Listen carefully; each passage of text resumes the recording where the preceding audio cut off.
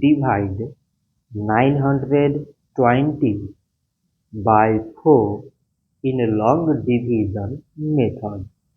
4 times 2 is 8. On subtracting, we get 1.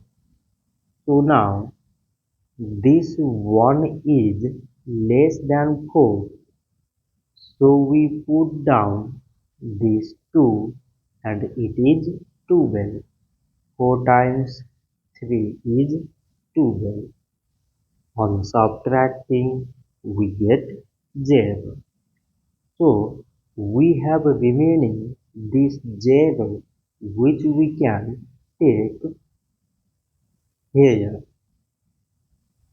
So 920 divided by 4 is 230.